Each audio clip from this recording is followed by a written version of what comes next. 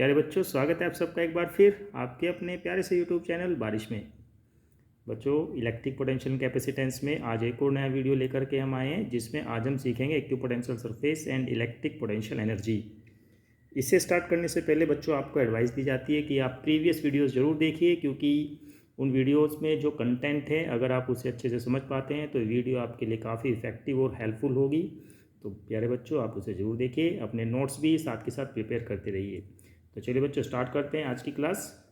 Topic है हमारा equipotential surface. जैसा कि बच्चों नाम से ही हमें थोड़ा सा महसूस होता है, इक्विपोटेंशियल सरफेस यानी कि एक ऐसा सरफेस जिस पर पोटेंशियल इक्वल हो, है ना। तो any surface that has same electric potential eight every point on it is called equipotential surface. बच्चों, ऐसी कोई भी सरफेस हो सकती है, वो फ्लैट सरफेस भी हो सकती है, कर्व सरफेस भी हो सकती है, कोई भी ऐसी सरफेस जिसके हर एक पॉइंट पर इलेक्ट्रिक पोटेंशियल सेम हो, ऐसे सरफेस को हम कहते हैं इक्विपोटेंशियल सरफेस। अगर ध्यान दें तो उस सरफेस के किन्हीं भी दो पॉइंट के बीच में पोटेंशियल डिफरेंस कितना होना चाहिए बच्चों ये होगा 0, क्योंकि उसके हर पॉइंट पर पोटेंशियल सेम है। तो उसके पॉइंटों के बीच में जो पोटेंशियल डिफरेंस हम कैलकुलेट करेंगे वो आएगा 0। उम्मीद है आपको समझ में आया होगा। अब इसमें कुछ इंपॉर्टेंट पॉइंट्स हैं, उसको थोड़ा सा हम देख लेते हैं, नोट कर लेते हैं, कॉपी में ज़रूर नोट कीजिएगा। जैसे no work is done in moving a charge over an equipotential surface. बच्चों, अगर किसी इक्विपोटेंशियल सरफेस के ऊपर हम किन्हीं दो पॉइंट के बीच में चार्ज को मूव करते हैं, ज़रूरी नहीं कि आप सरफेस को टच कराते हुए ही चार्ज को मूव करेंगे। मान लो ये आपकी एक सरफेस है, जैसे कि ये पेपर है हमारे पास, है ना, ये सरफेस है और ये इक्विपोटेंशियल सरफेस है। इसके हर एक पॉइंट पर पोटेंशियल जो है कैसा है, बिल्कुल सेम है। मान लेते हैं कि इस पॉइंट पर कोई चार्ज Q है और आपने इस पॉइंट से उठा के उसको ऐसे हवा में ले जा करके पॉइंट B पे यहाँ पे रख दिया, ठीक है। तो हमें कितना वर्क करना पड़ेगा, यहाँ पे वर्क डन होगा 0, क्योंकि इन दोनों पॉइंटों के बीच में जो पोटेंशियल डिफरेंस है वो बच्चों कितना है, 0, ठीक है। तो no work is done in moving a charge over an equipotential surface. जैसा कि हम जानते हैं वर्क डन का फॉर्मूला होता है आपका चार्ज इनटू पोटेंशियल डिफरेंस। अब जब पोटेंशियल डिफरेंस ही 0 है तो वर्क डन कितना होगा बच्चों, 0 होगा। उम्मीद है आपको ये पॉइंट ध्यान है, याद रखेंगे। ये काफ़ी इंपॉर्टेंट पॉइंट है, क्वेश्चंस को कई बार घुमा फिरा करके एग्जाम में ये पूछा जा चुका है। सेकेंड पॉइंट देखिए, two equipotential surfaces can not intersect each other. बच्चों, बिल्कुल ऐसा ही पॉइंट है जैसा हमारा इलेक्ट्रिक फील्ड लाइंस को लेकर के होता था। इलेक्ट्रिक फील्ड लाइंस में हमारी कभी भी कोई भी दो इलेक्ट्रिक फील्ड लाइंस आपस में इंटरसेक्ट नहीं करती है, क्योंकि अगर वो आपस में इंटरसेक्ट करेगी तो उस पर्टिकुलर पॉइंट पर दो डायरेक्शन हो जाएंगी इलेक्ट्रिक फील्ड की, जो कि पॉसिबल नहीं है। ऐसे ही अगर कोई दो हमारे पास में इक्विपोटेंशियल सरफेसेस हैं, और क्योंकि इक्विपोटेंशियल सरफेसेस हैं तो उनके हर एक पॉइंट के पोटेंशियल अलग अलग होंगे। अगर वो इंटरसेक्ट करती हैं तो उस पर्टिकुलर पॉइंट पर दो पोटेंशियल होंगे, जो कि पॉसिबल नहीं है। इसीलिए कभी भी दो इक्विपोटेंशियल सरफेसेस एक दूसरे को इंटरसेक्ट नहीं करती हैं।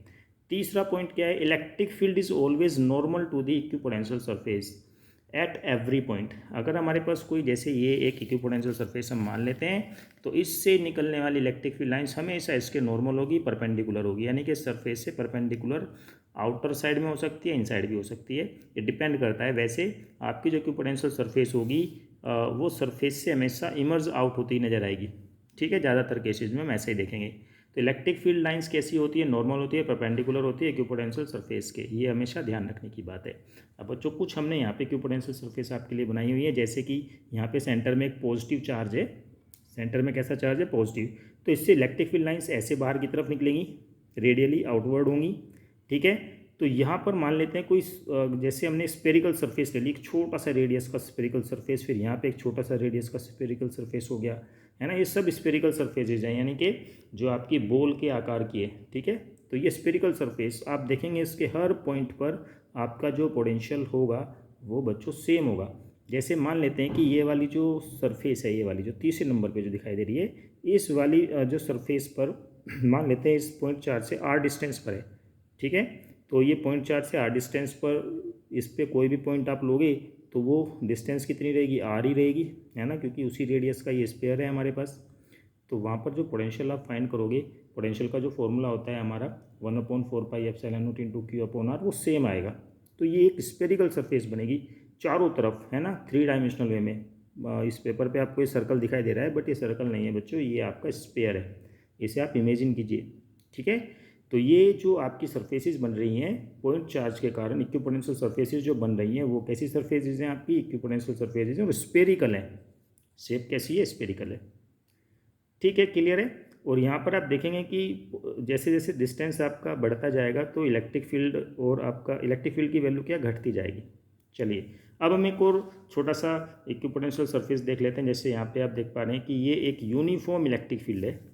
कैसा यूनिफॉर्म, आप देखेंगे डायरेक्शन इसकी लेफ्ट टू राइट है, तो ये एक यूनिफॉर्म इलेक्ट्रिक फील्ड है। यूनिफॉर्म इलेक्ट्रिक फील्ड में बच्चों आप देखिए हमने कुछ ये एक प्लेन सरफेस बनाई हुई है यहाँ पे, ये प्लेन सरफेस, ये प्लेन सरफेस कैसी है, पेपर के बिल्कुल ऐसे परपेंडिकुलर ऐसे रखी हुई है। अगर मैं इसको ऐसे हम इसको ऐसे बनाएंगे बिल्कुल परपेंडिकुलर तो एक लाइन दिखाई देगी, तो इसलिए हमने इसको क्या किया, थोड़ा सा टिल्ट करके बनाया हो ताकि आप इसे अच्छे से इमेजिन कर सकें कि कैसे ये जो इलेक्ट्रिक फील्ड लाइन से इस जो प्लेन है आपके इस प्लेन के परपेंडिकुलर है, इससे होकर के गुजर रही है इस तरीके से। तो ये वाली जो सरफेस होंगी ये भी इक्विपोटेंशियल सरफेसेज होंगी, क्योंकि इसके हर एक पॉइंट पर जो आपका पोटेंशियल होगा वो सेम होने वाला है, क्योंकि इलेक्ट्रिक फील्ड ये वाला इक्विपोटेंशियल सरफेस बन जाता है।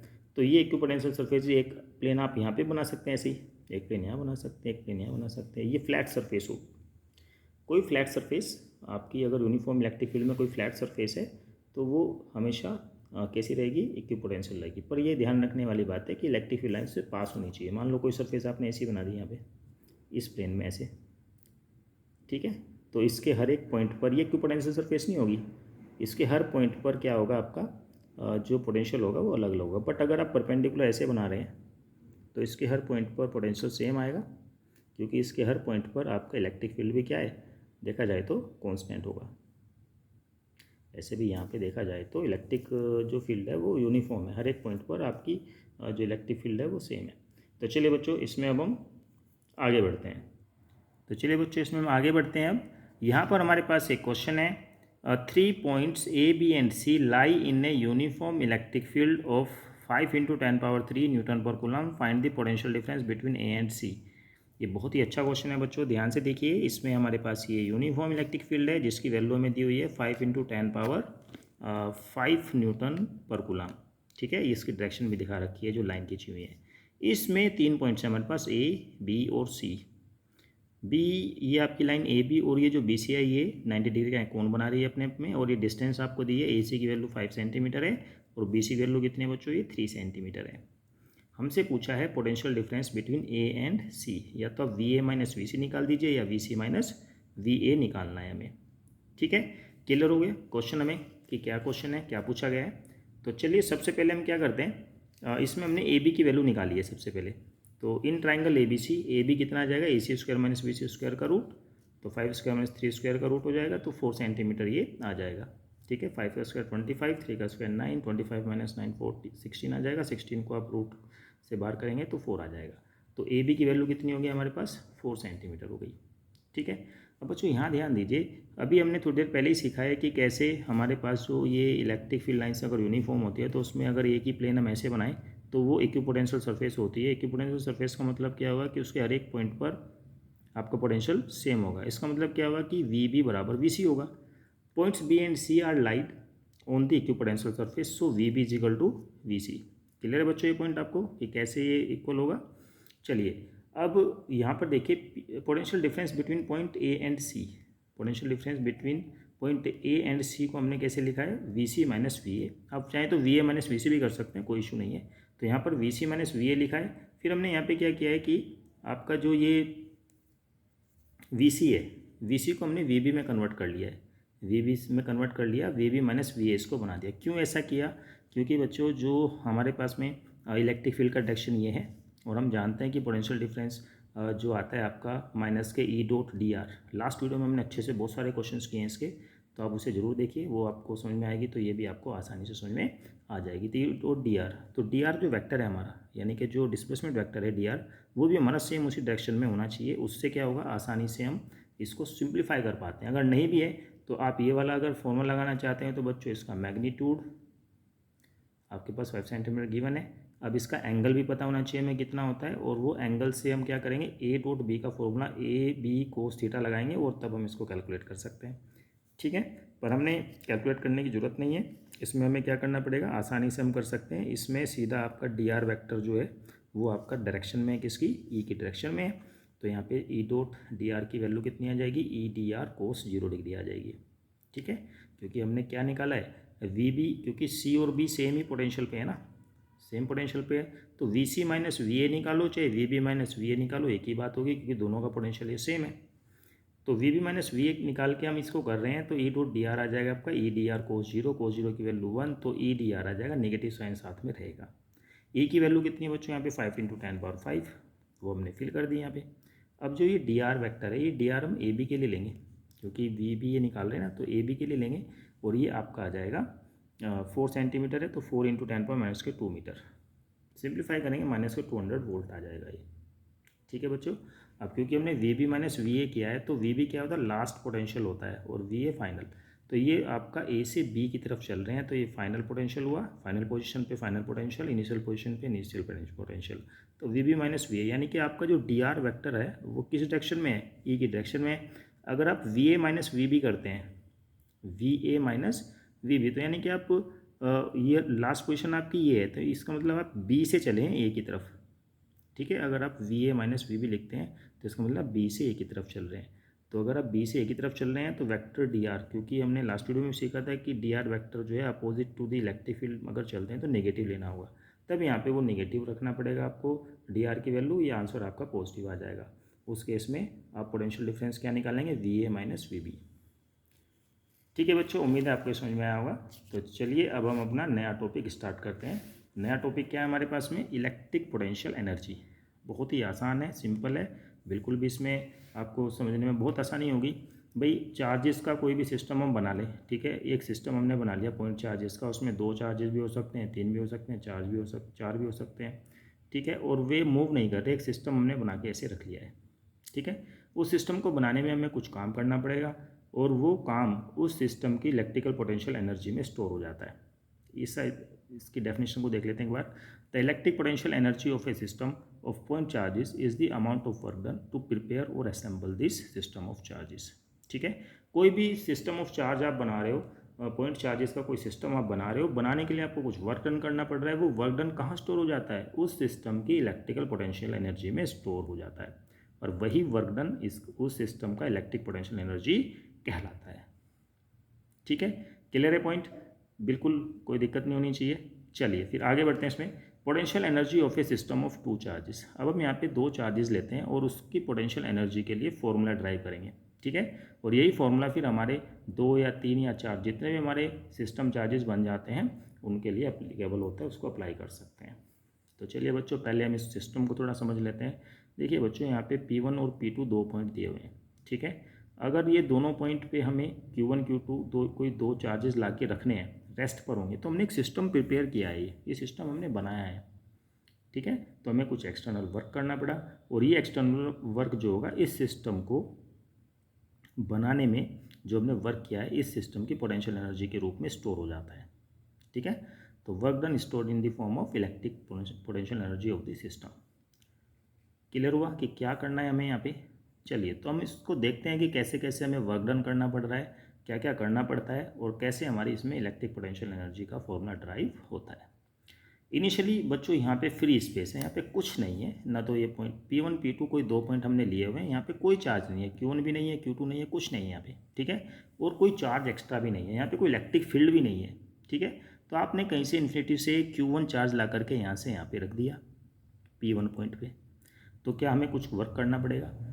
वर्क हमें कुछ भी नहीं करना पड़ेगा, क्योंकि यहाँ पर कोई इलेक्ट्रिक फील्ड नहीं है जिसके अगेंस्ट में हमें वर्क करना पड़े। यहाँ पे कोई एक्सटर्नल वर्क होगा ही नहीं, ना तो यहाँ पे कोई दूसरा कोई चार्ज है कि उसके अगेंस्ट में इलेक्ट्रोस्टैटिक फोर्स लग रहा है, उसके अगेंस्ट में हमें ज़बरदस्ती इस चार्ज Q1 को ला के यहाँ पे रखना पड़ रहा है। यहाँ पे कुछ भी इलेक्ट्रिक फील्ड नहीं है, यहाँ पे कुछ भी कोई दूसरा कोई चार्ज नहीं है, जिसकी वजह से यहाँ पर आपको जब Q1 को इन्फिनिटी से कहीं से भी लेकर के आप यहाँ पे रख रहे हैं तो लाने में आपको कोई वर्क करना नहीं पड़ेगा। ठीक है, तो let a charge Q1 is at rest at point P1 in space है हमारे पास में, कोई भी कहीं पे भी रख सकते हैं। Work done to put charge Q1 at point P1 is 0। ठीक है भाई, आपने जो भी P1 पे इसको Q1 को ला के कहीं से रखा है, तो कोई भी वर्क डन आपने नहीं किया। क्यों नहीं किया? Because there is no electric field yet to work against, क्योंकि कोई भी यहाँ पे इलेक्ट्रिक फील्ड नहीं था जिसके अगेंस्ट में आपको काम करना पड़े। So W1 is equal to 0। Point clear हुआ कि यहाँ पे हमें P1 पॉइंट पर Q1 चार्ज ला के रखने में हमें कोई वर्क यहाँ पे करना नहीं पड़ रहा है। ठीक है, अब इन्फिनिटिव से हम क्या कर रहे हैं, किसी दूसरे चार्ज Q2 को लेकर के आ रहे हैं। ये हमने दिखा रखा है, यहाँ से ला के उसको ऐसे ऐसे ला करके यहाँ पे P2 पे रख रहे हैं। ठीक है, अब बच्चों देखो, अब यहाँ पे चार्ज Q1 है, तो भाई ये अपने चारों तरफ एक इलेक्ट्रिक फील्ड बना लेगा और ये इसको रिपेल भी करेगा कि ये पॉजिटिव चार्ज है, तो इसको ज़बरदस्ती आपको ला करके रखना पड़ेगा ना। तो जिसकी वजह से क्या होगा कि आपको कुछ एक्सटर्नल वर्क करना पड़ेगा और ला करके ये यहाँ पे अब मूव नहीं कर रहा, ये बिल्कुल सेट हो गए। इस यहाँ पे कुछ ऐसी प्रोसेस आपने रखी है कि ये मूव नहीं कर पा रहा है। ठीक है, चार्ज। तो अब क्या हुआ कि इस सिस्टम, एक सिस्टम प्रिपेयर हो गया, एक सिस्टम ऐसा प्रिपेयर हो गया जिसमें 2 पॉइंट चार्जेज हैं। तो इस सिस्टम को बनाने, इसकी इलेक्ट्रिक पोटेंशियल एनर्जी कितनी होगी, जितना आपने वर्क किया है इसको बनाने में। ठीक है, तो अब सबसे पहले हम क्या करते हैं, ये r डिस्टेंस पर P2 पॉइंट है ना, तो इस पर पोटेंशियल निकाल लेते हैं कितना होगा। तो net electric potential at point P2 as per diagram ये दे दिया, Vp2 कितना होगा 1/4 इंटू Q1/R। ये हमारा पॉइंट चार्ज से r डिस्टेंस पर कितना पोटेंशियल होता है उसका फॉर्मूला है। क्लियर है? ठीक है, अब इस Q2 को इन्फिनिटिव से इस पॉइंट तक लाने में कितना वर्क करना पड़ेगा, ये होगा हमारा W2 वर्क। भाई W1 तो 0, इसके लिए 0। अब Q2 को ला रहे हैं तो इस Q2 को लाने में कितना वर्क करना पड़ रहा है, W2 आपका जो इस पॉइंट पर पोटेंशियल है और इस चार्ज दोनों का मल्टीप्लाई हो जाएगा। वास्तव में तो ये पोटेंशियल डिफरेंस होता है इन्फिनिटिव और इसके बीच में। अब इन्फिनिटिव पे पोटेंशियल कितना होता है, 0, तो यहाँ पे जो पोटेंशियल है उसी से हम Q2 की मल्टीप्लाई करके वर्क डन निकाल लेंगे। तो Vp2 इंटू Q2, Vp2 कितना निकला बच्चों आपका 1/4 इंटू Q1/R। ये वैल्यू हमने यहाँ पे रख दी और Q2 का इसमें मल्टीप्लाई कर दिया। ठीक है, तो टोटल वर्क डन हमारा कितना है, W1 प्लस W2। ठीक है, तो W1 तो हमारा 0 रहा क्योंकि भाई स्टार्टिंग में कोई इलेक्ट्रिक फील्ड नहीं थी उसको Q1 को रखने में, और Q2 को जब हम लेके आए तब इस Q1 के कारण इलेक्ट्रिक फील्ड बनी थी यहाँ पर, जिसके अगेंस्ट में हमें क्या था, वर्क करना पड़ा। इलेक्ट्रिक फील्ड के अगेंस्ट में हमें वर्क करना पड़ा। तो चलिए नेक्स्ट लाइन देखते हैं, इसमें क्या है, total work done W1 plus W is stored in potential energy of this system. ठीक है, और ये पोटेंशियल एनर्जी को U से दिखा रहे हैं, कैपिटल U से। So capital U is equal to W1 plus W2, और U की वैल्यू कितनी हो जाएगी बच्चे, 1/4 इंटू Q1 Q2/R। ये इंपॉर्टेंट फॉर्मूला है आपका। Q1 Q2 यहाँ पे मल्टीप्लाई हो जाएगा, W1 तो 0 है, W1 0 है, तो जो आपका W2 है बस यही आपका आ जाएगा, U is equal to 1/4 into Q1 Q2/R। ये है हमारा इलेक्ट्रिक पोटेंशियल एनर्जी का फॉर्मूला, जो कि किसी भी टाइप के जो सिस्टम होंगे आपके 3 पॉइंट चार्ज का सिस्टम हो चाहे 4 पॉइंट चार्ज का सिस्टम हो, सभी पर ये डिफरेंट तरीके से अप्लाई होगा। ठीक है, तो ये था हमारा फॉर्मूला, इसको आप याद रखिएगा फॉर्मूले को भी। और इसमें जो SI यूनिट होगी, भाई SI यूनिट पोटेंशियल एनर्जी है तो जूल होती है, एनर्जी भी एक टाइप का वर्क ही है, वर्क भी एक टाइप का एनर्जी है, तो इसकी पोटेंशियल एनर्जी का जो यूनिट होता है जूल होता है। पर एटॉमिक लेवल की जब हम बात करते हैं, मान लो एक इलेक्ट्रॉन को लिया है, एक प्रोटॉन को लिया है, एटॉमिक लेवल पर है ना, एटॉमिक फिजिक्स में जब हम बात करते हैं इलेक्ट्रिक पोटेंशियल एनर्जी की, तो वहाँ पर हम जो बहुत ही कॉमन और इम्पोर्टेंट यूनिट है जो यूज़ करते हैं वो है आपकी इलेक्ट्रॉन वोल्ट। क्या है बच्चों, ये इलेक्ट्रॉन वोल्ट। और हमें ये भी पता होना चाहिए कि इलेक्ट्रॉन वोल्ट को हमें जूल में कैसे कन्वर्ट करते हैं। तो 1 इलेक्ट्रॉन वोल्ट होता है आपका 1.6 इंटू 10⁻⁻⁻19 जूलाम। ये फिगर आपको अच्छे से याद होगी। इलेक्ट्रॉन का चार्ज होता है ये मैग्नीट्यूड वाइज है ना, 1.6 वहाँ पे गुलाम लगाते हैं इलेक्ट्रॉन का चार्ज।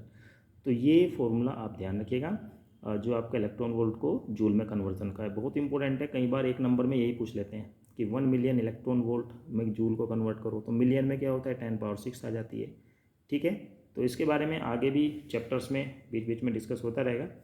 तो आप इन पॉइंट्स को अच्छे से कॉपी में नोट कीजिएगा, इस डेरिवेशन को भी नोट कीजिएगा, क्योंकि ये डेरिवेशन भी बोर्ड एग्जाम में कई बार पूछी जाती है। इसको लेकर के न्यूमेरिकल्स बहुत अच्छे अच्छे होते हैं। तो इसकी नेक्स्ट वीडियो देखना बिल्कुल मत भूलिएगा, जिसमें हम इलेक्ट्रिक पोटेंशियल सरफेसेस और इलेक्ट्रिक पोटेंशियल एनर्जी से रिलेवेंट बहुत सारे प्यारे प्यारे न्यूमेरिकल्स करेंगे, जो कि आपके बोर्ड के पॉइंट ऑफ व्यू से काफ़ी इंपॉर्टेंट होने वाले हैं। तो तब तक के लिए बच्चों पढ़ते रहिए। All the very best.